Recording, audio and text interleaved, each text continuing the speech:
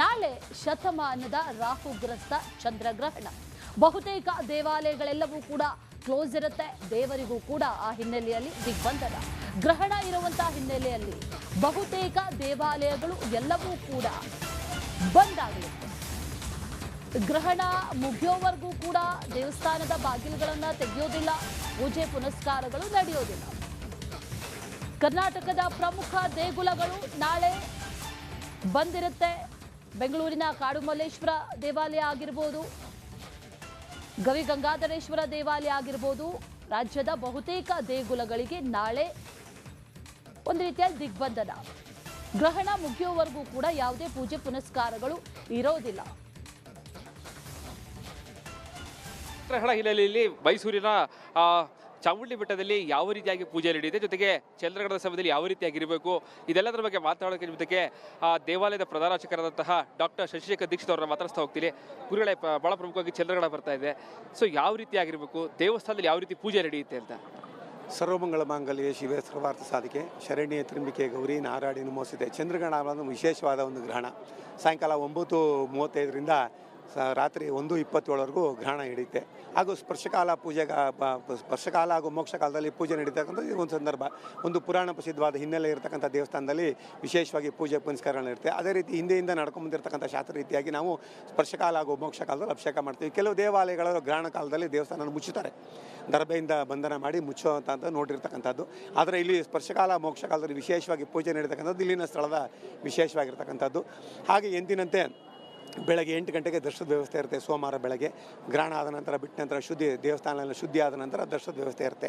ಹಾಗೂ ಗರ್ಭಿಣಿ ಸ್ತ್ರೀಯರು, ವಯಸ್ಸಾದವರು ಭಾಳ ಎಚ್ಚರಿಕೆಯಿಂದ ಇರಬೇಕು ಅಂತ ಹೇಳ್ತೀನಿ. ಯಾಕೆಂದರೆ ಅದರದ ಒಂದು ಏನು ರೇಸ್ಗಳು ಜಾಸ್ತಿ ಇರುತ್ತೆ, ಅದು ಮಕ್ಕಳ ಮೇಲೆ ಆಗಲಿ ವಯಸ್ಸಾದವ್ರ ಮೇಲೆ ಪರಿಣಾಮಗಳು ಬೀರಬಾರ್ದು ಅಂತ ಎಚ್ಚರಿಕೆಯಾಗಿರಬೇಕು. ಆದರೆ ಅಂಥ ಸಮಯದಲ್ಲಿ ಸ್ನಾನ ಮಾಡಿ ತುಪ್ಪದ ದೀಪ ಹಚ್ಚಿ ನಮ್ಮ ಕುಟುಂಬಕ್ಕೆ ಒಳ್ಳೆಯದಾಗಲಿ ಅಂತ ಕೇಳ್ಕೊಳ್ಳೋದು ಭಾಳ ವಿಶೇಷವಾಗಿ. ಯಾವ ದೇವಸ್ಥಾನಕ್ಕೂ ಹೋಗೋಕ್ಕಾಗೋದಿಲ್ಲ ಅಂಥ ಸಂದರ್ಭದಲ್ಲಿ ಮನೆಯಲ್ಲೇ ಇದ್ದು ದೇವರಿಗೆ ಪೂಜೆ ಮಾಡಿ ಪುನಸ್ಕಾರ ಮಾಡಿ ರಾಷ್ಟ್ರ ರಾಜ್ಯಕ್ಕೆ ಒಳ್ಳೆಯದಾಗಲಿ, ನಮ್ಮ ಕುಟುಂಬ ಚೆನ್ನಾಗಿರಲಿ ಅಂತ ಕೇಳ್ಕೊಂಡ್ರೆ ಒಳ್ಳೆಯದು.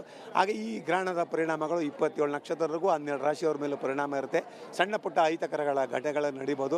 ಎಚ್ಚರಿಕೆಯಿಂದ ವ್ಯವಸ್ಥೆ ಮಾಡಬೇಕು ಅನ್ನೋದೇ ನಮ್ಮ ಆಶೆ ಆಗಿರ್ತಕ್ಕಂಥ. ವರ್ಷಕಾಲ ಮತ್ತು ಮೋಕ್ಷಕಾಲದಲ್ಲಿ ಚಾಮುಂಡಿ ಬೆಟ್ಟದಲ್ಲಿ ಯಾವ ಪೂಜೆಗಳು ನಡೆಯುತ್ತೆ ಗುರುಗಳೇ? ಅಂದರೆ ಎಂದಿನಂತೆ ನಾವು ರುದ್ರಾಭಿಷೇಕ ಪಂಚಾಮೃತಾಭಿಷೇಕ ಮಾಡ್ತಕ್ಕಂಥ ಪೂಜೆಗಳೇ ನಾವು ಒಳಗೆ ಮಾಡ್ತಕ್ಕಂಥದ್ದು.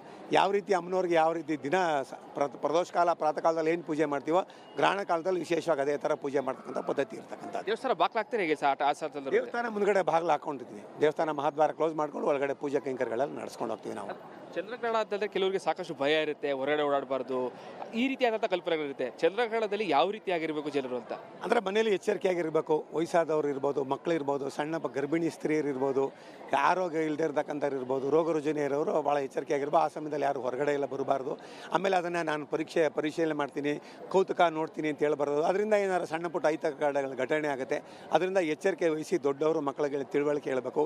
ವಯಸ್ಸಾದವ್ರನ್ನ ಎಚ್ಚರಿಕೆಯಿಂದ ನೋಡ್ಕೋಬೇಕು. ಗರ್ಭಿಣಿ ಸ್ತ್ರೀಯರನ್ನ ಎಚ್ಚರಿಕೆಯಿಂದ ನೋಡಿಕೊಂಡ್ರೆ ತುಂಬ ಒಳಿತಾಗುತ್ತೆ ಅನ್ನೋದು ನಮ್ಮ ಆಸೆ ಆಗಿರ್ತಕ್ಕಂಥದ್ದು. ಇದಿಷ್ಟು ದೇವಾಲಯದ ಪ್ರಧಾನ ಅರ್ಚಕರಾದಂತಹ ಶಶಿಶೇಖರ್ ದೀಕ್ಷಿತ್ ಅವರ ಮಾತುಗಳು. ಗ್ರಹಣದ ಸ್ಪರ್ಶಕಾಲ ಮತ್ತು ಮೋಕ್ಷಕಾಲದಲ್ಲೂ ಕೂಡ ಚಾಮುಂಡಿ ಬೆಟ್ಟದಲ್ಲಿ ವಿಶೇಷ ಪೂಜೆಗಳು ನಡೆಯುತ್ತೆ. ದೇವಾಲಯಕ್ಕೆ ಯಾರೂ ಕೂಡ ಪ್ರವೇಶ ಇರುವುದಿಲ್ಲ. ಜೊತೆಗೆ ಈ ಸಲೂ ಕೂಡ ಗರ್ಭಿಣಿಯರು, ಮಕ್ಕಳು ಬಹಳ ಎಚ್ಚರಿಕೆಯಲ್ಲಿ ಇರಬೇಕು ಅಂತೇಳಿ ಮನವಿಯನ್ನು ಮಾಡ್ಕೊಳ್ತಾ ಇದ್ದಾರೆ. ಕ್ಯಾಮ್ರಾ ಪರ್ಸನ್ ಸಚಿವ ಜೊತೆಗೆ ವಿನೋದ್ ಪಡವರಲ್ಲಿ ಕನ್ನಡ. ನಾಳೆ ಶತಮಾನದ ರಾಹುಗ್ರಸ್ತ ಚಂದ್ರಗ್ರಹಣ.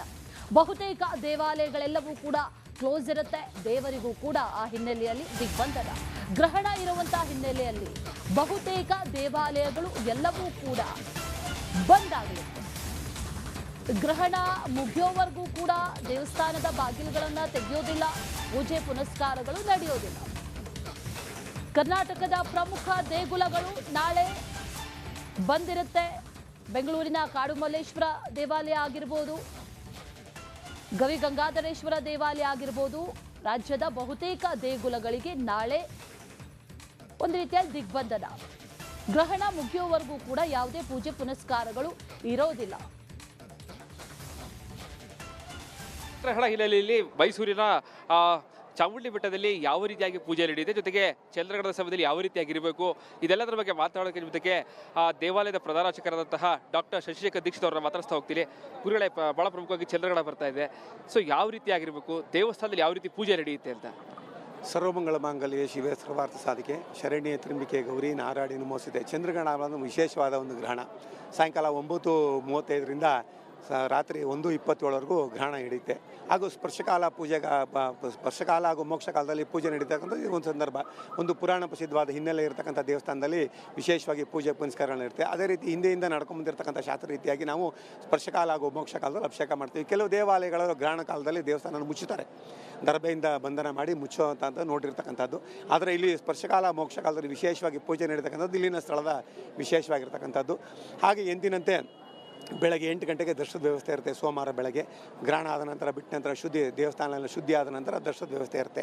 ಹಾಗೂ ಗರ್ಭಿಣಿ ಸ್ತ್ರೀಯರು, ವಯಸ್ಸಾದವರು ಭಾಳ ಎಚ್ಚರಿಕೆಯಿಂದ ಇರಬೇಕು ಅಂತ ಹೇಳ್ತೀನಿ. ಯಾಕೆಂದರೆ ಅದರದ ಒಂದು ಏನು ರೇಸ್ಗಳು ಜಾಸ್ತಿ ಇರುತ್ತೆ, ಅದು ಮಕ್ಕಳ ಮೇಲೆ ಆಗಲಿ ವಯಸ್ಸಾದವ್ರ ಮೇಲೆ ಪರಿಣಾಮಗಳು ಬೀರಬಾರ್ದು ಅಂತ ಎಚ್ಚರಿಕೆಯಾಗಿರಬೇಕು. ಆದರೆ ಅಂಥ ಸಮಯದಲ್ಲಿ ಸ್ನಾನ ಮಾಡಿ ತುಪ್ಪದ ದೀಪ ಹಚ್ಚಿ ನಮ್ಮ ಕುಟುಂಬಕ್ಕೆ ಒಳ್ಳೆಯದಾಗಲಿ ಅಂತ ಕೇಳ್ಕೊಳ್ಳೋದು ಭಾಳ ವಿಶೇಷವಾಗಿ. ಯಾವ ದೇವಸ್ಥಾನಕ್ಕೂ ಹೋಗೋಕ್ಕಾಗೋದಿಲ್ಲ ಅಂಥ ಸಂದರ್ಭದಲ್ಲಿ ಮನೆಯಲ್ಲೇ ಇದ್ದು ದೇವರಿಗೆ ಪೂಜೆ ಮಾಡಿ ಪುನಸ್ಕಾರ ಮಾಡಿ ರಾಷ್ಟ್ರ ರಾಜ್ಯಕ್ಕೆ ಒಳ್ಳೆಯದಾಗಲಿ, ನಮ್ಮ ಕುಟುಂಬ ಚೆನ್ನಾಗಿರಲಿ ಅಂತ ಕೇಳ್ಕೊಂಡ್ರೆ ಒಳ್ಳೆಯದು. ಹಾಗೆ ಈ ಗ್ರಹಣದ ಪರಿಣಾಮಗಳು 27 ನಕ್ಷತ್ರವರೆಗೂ 12 ರಾಶಿಯವರ ಮೇಲೆ ಪರಿಣಾಮ ಇರುತ್ತೆ. ಸಣ್ಣ ಪುಟ್ಟ ಅಹಿತಕರಗಳ ಘಟನೆಗಳು ನಡೀಬೋದು. ಎಚ್ಚರಿಕೆಯಿಂದ ವ್ಯವಸ್ಥೆ ಮಾಡಬೇಕು ಅನ್ನೋದೇ ನಮ್ಮ ಆಶೆ ಆಗಿರ್ತಕ್ಕಂಥದ್ದು. ವರ್ಷಕಾಲ ಮತ್ತು ಮೋಕ್ಷ ಕಾಲದಲ್ಲಿ ಚಾಮುಂಡಿ ಬೆಟ್ಟದಲ್ಲಿ ಯಾವ ಪೂಜೆಗಳು ನಡೆಯುತ್ತೆ ಗುರುಗಳೇ? ಅಂದರೆ ಎಂದಿನಂತೆ ನಾವು ರುದ್ರಾಭಿಷೇಕ ಪಂಚಾಮೃತಾಭಿಷೇಕ ಮಾಡ್ತಕ್ಕಂಥ ಪೂಜೆಗಳೇ ನಾವು ಒಳಗೆ ಮಾಡ್ತಕ್ಕಂಥದ್ದು. ಯಾವ ರೀತಿ ಅಮ್ಮನವ್ರಿಗೆ ಯಾವ ರೀತಿ ದಿನ ಪ್ರದೋಷ ಕಾಲ ಪ್ರಾತಃ ಕಾಲದಲ್ಲಿ ಏನು ಪೂಜೆ ಮಾಡ್ತೀವೋ ಗ್ರಹಣ ಕಾಲದಲ್ಲಿ ವಿಶೇಷವಾಗಿ ಅದೇ ಥರ ಪೂಜೆ ಮಾಡ್ತಕ್ಕಂಥ ಪದ್ಧತಿ ಇರ್ತಕ್ಕಂಥದ್ದು. ದೇವಸ್ಥಾನ ಬಾಕ್ಲಾಗ್ತಾರೆ ಹೇಗೆ ದೇವಸ್ಥಾನ ಮುಂದ್ಗಡೆ ಬಾಗಿಲು ಹಾಕೊಂಡಿರ್ತೀವಿ. ದೇವಸ್ಥಾನ ಮಹಾದ್ವಾರ ಕ್ಲೋಸ್ ಮಾಡ್ಕೊಂಡು ಒಳಗಡೆ ಪೂಜೆ ಕೈಂಕರ್ಯಗಳೆಲ್ಲ ನಡೆಸ್ಕೊಂಡು ಹೋಗ್ತೀವಿ ನಾವು. ಚಂದ್ರಗ್ರಹಣ ಅಂತಂದರೆ ಕೆಲವರಿಗೆ ಸಾಕಷ್ಟು ಭಯ ಇರುತ್ತೆ, ಹೊರಗಡೆ ಓಡಾಡಬಾರ್ದು, ಈ ರೀತಿಯಾದಂಥ ಕಲ್ಪನೆಗಳಿರುತ್ತೆ. ಚಂದ್ರಗ್ರಹಣದಲ್ಲಿ ಯಾವ ರೀತಿಯಾಗಿರಬೇಕು ಜನರು ಅಂತ? ಅಂದರೆ ಮನೇಲಿ ಎಚ್ಚರಿಕೆಯಾಗಿರಬೇಕು. ವಯಸ್ಸಾದವ್ರು ಇರ್ಬೋದು, ಮಕ್ಕಳು ಇರ್ಬೋದು, ಸಣ್ಣ ಗರ್ಭಿಣಿ ಸ್ತ್ರೀಯರು ಇರ್ಬೋದು, ಆರೋಗ್ಯ ಇಲ್ಲದೆ ಇರತಕ್ಕಂಥವ್ರು ಇರ್ಬೋದು, ರೋಗ ರುಜಿನ ಇರೋರು ಭಾಳ ಎಚ್ಚರಿಕೆಯಾಗಿರ್ಬೋದು. ಆ ಸಮಯದಲ್ಲಿ ಯಾರು ಹೊರಗಡೆ ಎಲ್ಲ ಬರಬಾರ್ದು. ಆಮೇಲೆ ಅದನ್ನು ನಾನು ಪರಿಶೀಲನೆ ಮಾಡ್ತೀನಿ, ಕೌತುಕ ನೋಡ್ತೀನಿ ಅಂತ ಹೇಳ್ಬಾರ್ದು. ಅದರಿಂದ ಏನಾದ್ರು ಸಣ್ಣ ಪುಟ್ಟ ಅಹಿತಕರಗಳ ಘಟನೆ ಆಗುತ್ತೆ. ಅದರಿಂದ ಎಚ್ಚರಿಕೆ ವಹಿಸಿ ದೊಡ್ಡವರು ಮಕ್ಕಳಿಗೆ ತಿಳುವಳಿಕೆ ಹೇಳಬೇಕು. ವಯಸ್ಸಾದವ್ರನ್ನ ಎಚ್ಚರಿಕೆಯಿಂದ ನೋಡ್ಕೋಬೇಕು. ಗರ್ಭಿಣಿ ಸ್ತ್ರೀಯರನ್ನ ಎಚ್ಚರಿಕೆಯಾಗಿ ನೋಡಿಕೊಂಡ್ರೆ ತುಂಬ ಒಳಿತಾಗುತ್ತೆ ಅನ್ನೋದು ನಮ್ಮ ಆಸೆ ಆಗಿರ್ತಕ್ಕಂಥದ್ದು. ಇದಿಷ್ಟು ದೇವಾಲಯದ ಪ್ರಧಾನ ಅರ್ಚಕರಾದಂತಹ ಶಶಿಕರ್ ದೀಕ್ಷಿತ್ ಅವರ ಮಾತುಗಳು. ಗ್ರಹಣದ ಸ್ಪರ್ಶಕಾಲ ಮತ್ತು ಮೋಕ್ಷ ಕಾಲದಲ್ಲೂ ಕೂಡ ಚಾಮುಂಡಿ ಬೆಟ್ಟದಲ್ಲಿ ವಿಶೇಷ ಪೂಜೆಗಳು ನಡೆಯುತ್ತೆ. ದೇವಾಲಯಕ್ಕೆ ಯಾರೂ ಕೂಡ ಪ್ರವೇಶ ಇರುವುದಿಲ್ಲ. ಜೊತೆಗೆ ಈ ಸಲೂ ಕೂಡ ಗರ್ಭಿಣಿಯರು, ಮಕ್ಕಳು ಬಹಳ ಎಚ್ಚರಿಕೆಯಲ್ಲಿ ಇರಬೇಕು ಅಂತೇಳಿ ಮನವಿಯನ್ನು ಮಾಡ್ಕೊಳ್ತಾ ಇದ್ದಾರೆ. ಕ್ಯಾಮ್ರಾ ಪರ್ಸನ್ ಸಚಿವ ಜೊತೆಗೆ ವಿನೋದ್ ಪಡವರಲ್ಲಿ ಕನ್ನಡ. ನಾಳೆ ಶತಮಾನದ ರಾಹುಗ್ರಸ್ತ ಚಂದ್ರಗ್ರಹಣ. ಬಹುತೇಕ ದೇವಾಲಯಗಳೆಲ್ಲವೂ ಕೂಡ ಕ್ಲೋಸ್ ಇರುತ್ತೆ. ದೇವರಿಗೂ ಕೂಡ ಆ ಹಿನ್ನೆಲೆಯಲ್ಲಿ ದಿಗ್ಬಂಧನ. ಗ್ರಹಣ ಇರುವಂತಹ ಹಿನ್ನೆಲೆಯಲ್ಲಿ ಬಹುತೇಕ ದೇವಾಲಯಗಳು ಎಲ್ಲವೂ ಕೂಡ ಬಂದ್ ಆಗಿರುತ್ತೆ. ಗ್ರಹಣ ಮುಗಿಯೋವರೆಗೂ ಕೂಡ ದೇವಸ್ಥಾನದ ಬಾಗಿಲುಗಳನ್ನು ತೆಗೆಯೋದಿಲ್ಲ, ಪೂಜೆ ಪುನಸ್ಕಾರಗಳು ನಡೆಯೋದಿಲ್ಲ. ಕರ್ನಾಟಕದ ಪ್ರಮುಖ ದೇಗುಲಗಳು ನಾಳೆ ಬಂದಿರುತ್ತೆ. ಬೆಂಗಳೂರಿನ ಕಾಡುಮಲ್ಲೇಶ್ವರ ದೇವಾಲಯ ಆಗಿರ್ಬೋದು, ಗವಿಗಂಗಾಧರೇಶ್ವರ ದೇವಾಲಯ ಆಗಿರ್ಬೋದು, ರಾಜ್ಯದ ಬಹುತೇಕ ದೇಗುಲಗಳಿಗೆ ನಾಳೆ ಒಂದು ರೀತಿಯಲ್ಲಿ ದಿಗ್ಬಂಧನ. ಗ್ರಹಣ ಮುಗಿಯುವವರೆಗೂ ಕೂಡ ಯಾವುದೇ ಪೂಜೆ ಪುನಸ್ಕಾರಗಳು ಇರೋದಿಲ್ಲ. ಗ್ರಹಣ ಹಿನ್ನೆಲೆಯಲ್ಲಿ ಮೈಸೂರಿನ ಚಾಮುಂಡಿ ಬೆಟ್ಟದಲ್ಲಿ ಯಾವ ರೀತಿಯಾಗಿ ಪೂಜೆ ನಡೆಯುತ್ತೆ, ಜೊತೆಗೆ ಚಂದ್ರಗ್ರಹಣದ ಸಮಯದಲ್ಲಿ ಯಾವ ರೀತಿಯಾಗಿರಬೇಕು, ಇದೆಲ್ಲದರ ಬಗ್ಗೆ ಮಾತನಾಡೋಕೆ ಜೊತೆಗೆ ದೇವಾಲಯದ ಪ್ರಧಾನ ಅರ್ಚಕರಾದಂತಹ ಡಾಕ್ಟರ್ ಶಶಿಕರ್ ದೀಕ್ಷಿತ್ ಅವರನ್ನ ಮಾತಾಡ್ತಾ ಹೋಗ್ತೀನಿ. ಗುರುಗಳೇ, ಬಹಳ ಪ್ರಮುಖವಾಗಿ ಚಂದ್ರಗ್ರಹಣ ಬರ್ತಾ ಇದೆ. ಸೊ ಯಾವ ರೀತಿಯಾಗಿರಬೇಕು, ದೇವಸ್ಥಾನದಲ್ಲಿ ಯಾವ ರೀತಿ ಪೂಜೆ ನಡೆಯುತ್ತೆ ಅಂತ? ಸರ್ವಮಂಗಳ ಮಾಂಗಲ್ಯ ಶಿವೆ ಸರ್ವಾರ್ಥ ಸಾಧಿಕೆ ಶರಣ್ಯ ತ್ರಿಂಬಿಕೆ ಗೌರಿ ನಾರಾಯಣಿ ನಮೋಸ್ತುತೆ. ಚಂದ್ರಗ್ರಹಣ ಅನ್ನೋದು ವಿಶೇಷವಾದ ಒಂದು ಗ್ರಹಣ. ಸಾಯಂಕಾಲ 9:35ರಿಂದ ರಾತ್ರಿ 1:27ವರೆಗೂ ಗ್ರಹಣ ಹಿಡಿಯುತ್ತೆ. ಹಾಗೂ ಸ್ಪರ್ಶಕಾಲ ಹಾಗೂ ಮೋಕ್ಷ ಕಾಲದಲ್ಲಿ ಪೂಜೆ ನಡೀತಕ್ಕಂಥದ್ದು ಇದು ಒಂದು ಸಂದರ್ಭ. ಒಂದು ಪುರಾಣ ಪ್ರಸಿದ್ಧವಾದ ಹಿನ್ನೆಲೆ ಇರತಕ್ಕಂಥ ದೇವಸ್ಥಾನದಲ್ಲಿ ವಿಶೇಷವಾಗಿ ಪೂಜೆ ಪುನಸ್ಕಾರಗಳಿರುತ್ತೆ. ಅದೇ ರೀತಿ ಹಿಂದೆಯಿಂದ ನಡ್ಕೊಂಡ್ಬಂದಿರತಕ್ಕಂಥ ಶಾಸ್ತ್ರ ರೀತಿಯಾಗಿ ನಾವು ಸ್ಪರ್ಶಕಾಲ ಹಾಗೂ ಮೋಕ್ಷ ಕಾಲದಲ್ಲಿ ಅಭಿಷೇಕ ಮಾಡ್ತೀವಿ. ಕೆಲವು ದೇವಾಲಯಗಳು ಗ್ರಹಣ ಕಾಲದಲ್ಲಿ ದೇವಸ್ಥಾನ ಮುಚ್ಚುತ್ತಾರೆ, ದರ್ಬೆಯಿಂದ ಬಂಧನ ಮಾಡಿ ಮುಚ್ಚುವಂಥ ನೋಡಿರ್ತಕ್ಕಂಥದ್ದು. ಆದರೆ ಇಲ್ಲಿ ಸ್ಪರ್ಶಕಾಲ ಮೋಕ್ಷ ಕಾಲದಲ್ಲಿ ವಿಶೇಷವಾಗಿ ಪೂಜೆ ನಡೀತಕ್ಕಂಥದ್ದು ಇಲ್ಲಿನ ಸ್ಥಳದ ವಿಶೇಷವಾಗಿರ್ತಕ್ಕಂಥದ್ದು. ಹಾಗೆ ಎಂದಿನಂತೆ ಬೆಳಗ್ಗೆ 8 ಗಂಟೆಗೆ ದರ್ಶನದ ವ್ಯವಸ್ಥೆ ಇರುತ್ತೆ. ಸೋಮವಾರ ಬೆಳಗ್ಗೆ ಗ್ರಹಣ ಆದ ನಂತರ ಬಿಟ್ಟ ನಂತರ ದೇವಸ್ಥಾನ ಶುದ್ಧಿ ಆದ ನಂತರ ದರ್ಶನದ ವ್ಯವಸ್ಥೆ ಇರುತ್ತೆ.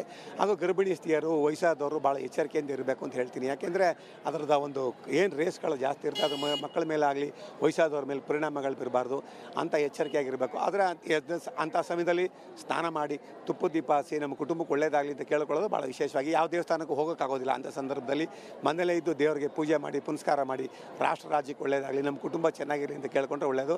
ಹಾಗೆ ಈ ಗ್ರಹಣದ ಪರಿಣಾಮಗಳು 27 ನಕ್ಷತ್ರರಿಗೂ 12 ರಾಶಿಯವ್ರ ಮೇಲೂ ಪರಿಣಾಮ ಇರುತ್ತೆ. ಸಣ್ಣ ಪುಟ್ಟ ಅಹಿತಕರಗಳ ಘಟನೆಗಳು ನಡೀಬೋದು. ಎಚ್ಚರಿಕೆಯಿಂದ ವ್ಯವಸ್ಥೆ ಮಾಡಬೇಕು ಅನ್ನೋದೇ ನಮ್ಮ ಆಶೆ ಆಗಿರ್ತಕ್ಕಂಥದ್ದು. ವರ್ಷಕಾಲ ಮತ್ತು ಮೋಕ್ಷಕಾಲದಲ್ಲಿ ಚಾಮುಂಡಿ ಬೆಟ್ಟದಲ್ಲಿ ಯಾವ ಪೂಜೆಗಳು ನಡೆಯುತ್ತೆ ಗುರುಗಳೇ? ಅಂದರೆ ಎಂದಿನಿಂದ ನಾವು ರುದ್ರಾಭಿಷೇಕ ಪಂಚಾಮೃತಾಭಿಷೇಕ ಮಾಡ್ತಕ್ಕಂಥ ಪೂಜೆಗಳೇ ನಾವು ಒಳಗೆ ಮಾಡ್ತಕ್ಕಂಥದ್ದು.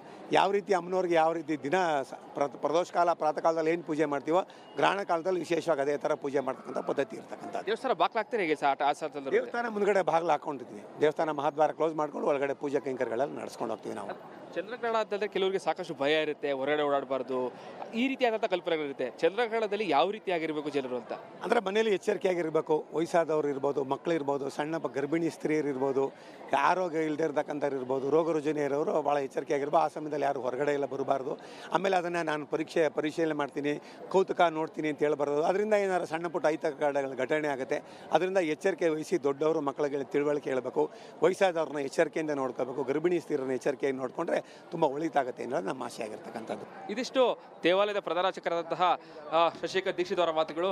ಗ್ರಹಣದ ಸ್ಪರ್ಶಕಾಲ ಮತ್ತು ಮೋಕ್ಷಕಾಲದಲ್ಲೂ ಕೂಡ ಚಾಮುಂಡಿ ಬೆಟ್ಟದಲ್ಲಿ ವಿಶೇಷ ಪೂಜೆಗಳು ನಡೆಯುತ್ತೆ. ದೇವಾಲಯಕ್ಕೆ ಯಾರೂ ಕೂಡ ಪ್ರವೇಶ ಇರುವುದಿಲ್ಲ. ಜೊತೆಗೆ ಈ ಸಲೂ ಕೂಡ ಗರ್ಭಿಣಿಯರು ಮಕ್ಕಳು ಬಹಳ ಎಚ್ಚರಿಕೆಯಲ್ಲಿ ಇರಬೇಕು ಅಂತೇಳಿ ಮನವಿಯನ್ನು ಮಾಡ್ಕೊಳ್ತಾ ಇದ್ದಾರೆ. ಕ್ಯಾಮ್ರಾ ಪರ್ಸನ್ ಸಚಿವ ಜೊತೆಗೆ ವಿನೋದ್ ಪಡವರಳ್ಳಿ, ಕನ್ನಡ, ಮೈಸೂರು.